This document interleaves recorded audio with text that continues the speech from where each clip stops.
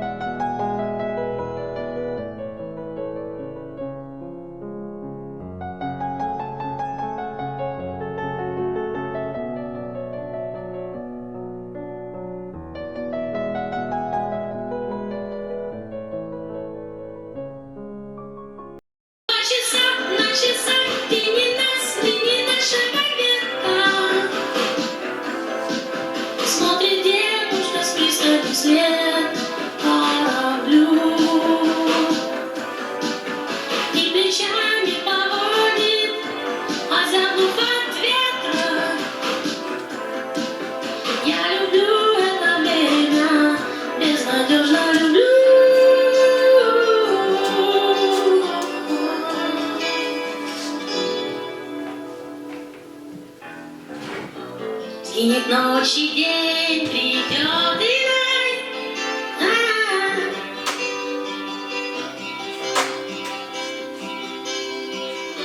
как волна приходит за волной.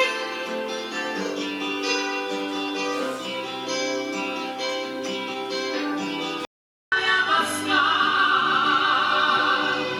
необъяснимая словами. Я не один, пока я с вами. День, птицы, облака, деревья. Ал енді обой жабыстыруға кірісейін.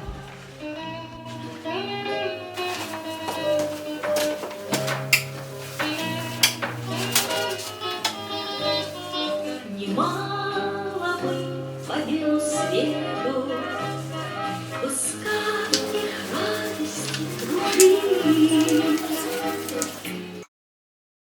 Асханадағы биік сөрелердің қол жетімді болуы үшін осындай баспалдақ дайындап жатырмын. Ал мына ағаштардан перделерді ілуге арналған карниздер жасап отырмын. Міне осы матадан перде тігемін.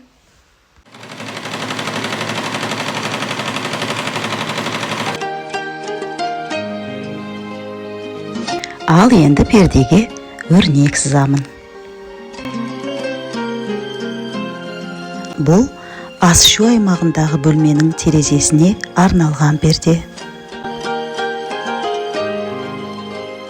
Мына заттан қазір торшер жасаймын. Настольный торшер. Столдың үстіне қоямын. Аспандағы айма дедім, жастық шағым қайда менің. Торшерімнің аяғына олив майын жағып жатырмын. Жаным қандай жайлар еді. Мына жерге жүгері еккен едім. Шыға бастапты. Ой, қандай керемет.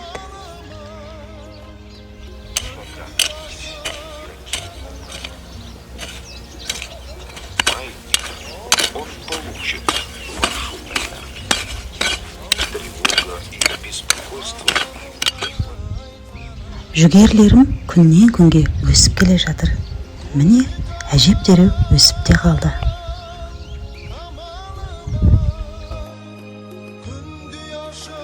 күн қоңызым, сүйкімдім, әдемім, кіп-кішкентайым.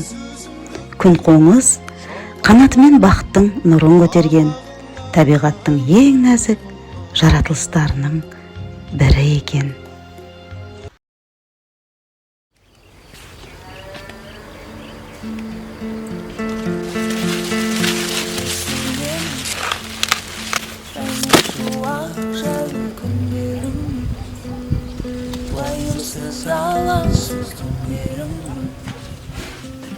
Қазір жүгеріні қуырып, сосын демдеп пісірем.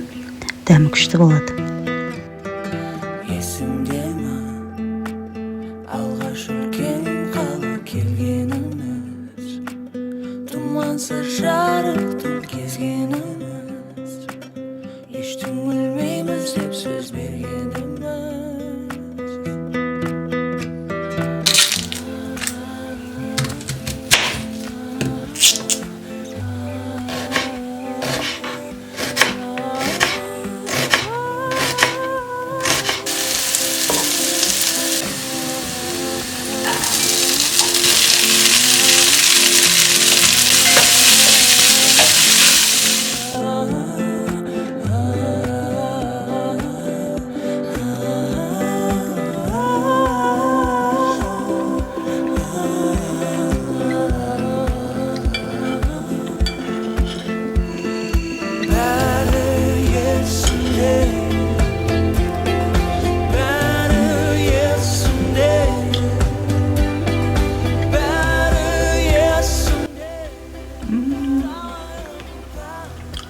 Жүгерінің дәмі енді керемет.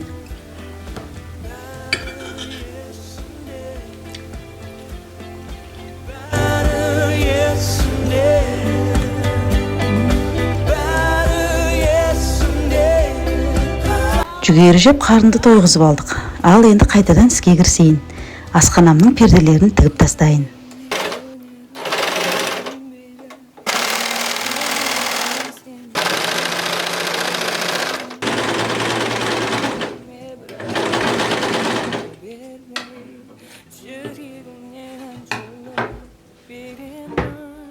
Ал мынау асхана мен ас ішу аймағының ортасын бөліп тұратын бөлме аралық бөлгіш перде, яғни перегородка. Бұл пердеге осындай өрнек сызамын. Міне осы текстильге арналған бояуды қолданам. Жақсы бояу, жусаңда кетпейді. Нағыз матаға арналған.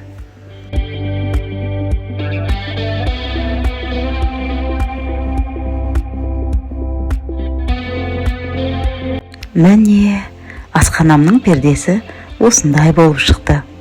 Қалай, бола ма?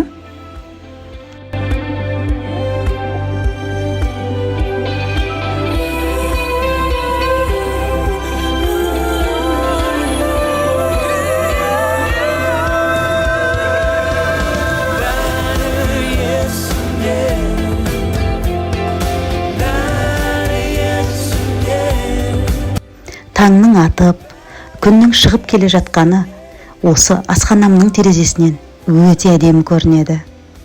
Адамға үлкен үміт сыйлайтын керемет, сиқырлы сәт.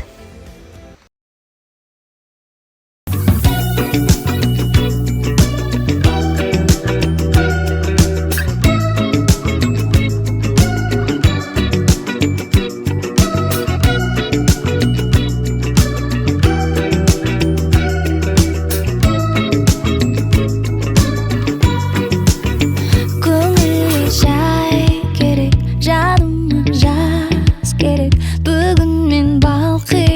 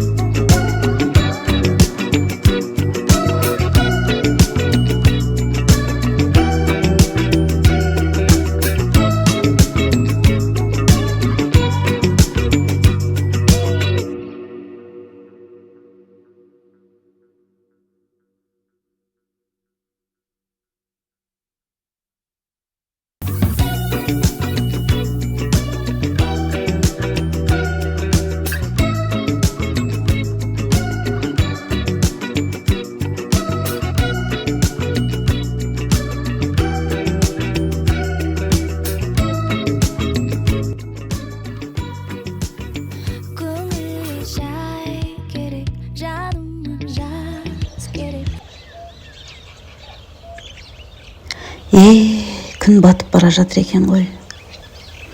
Күнім менің, балапаным, өзіңе бір сәт қарап, ертеңге дейін қоштасып алайыншы. Қызара күліп, ұяңа батып бара жатқаның қандай ғажап. Ойнап жүрген ауылдың балақайлары да бір сәтке тоқтап, күннің ұясына батып бара жатқанын қызықтап қарап тұр. Бұл шағын ғана бөлме менің асханам. Ал мына перденің ар жағы ас ішетін аймақ.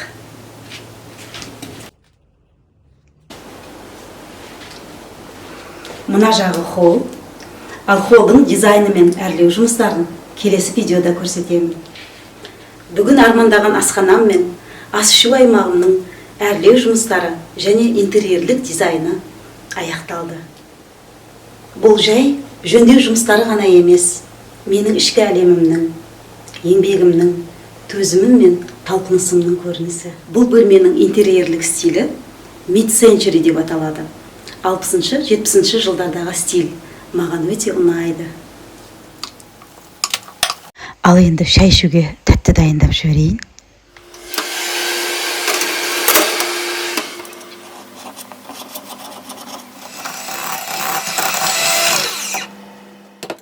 Мен бүгін демалам, жаныма ем алам, мен демалам.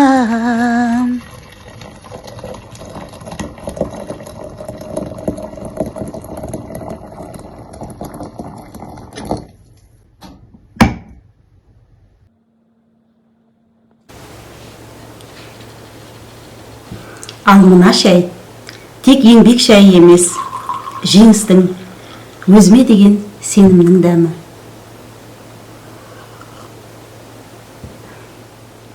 Менің тағы да көзім жетті. Адам армандаса, бәрі де мүмкін екен. Өздеріңіз білесіздер, мен демалғанда шай ішемін, немесе билеймін. Әр бөлменің жұмыс аяқталғанда қонғанымнан билеуші едім.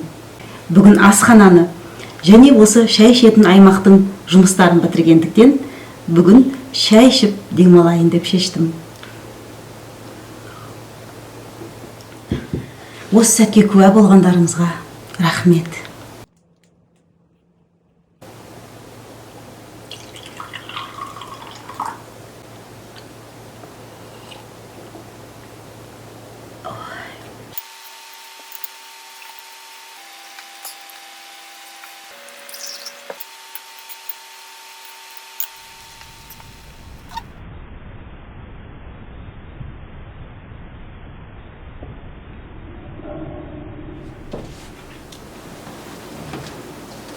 Бірақ та қуанғаным соншалықты билегім кеп кетті. Апаларыңыз тағы да билесін, ал сіздер комментарийге қол шапалақтап қойыңыздар.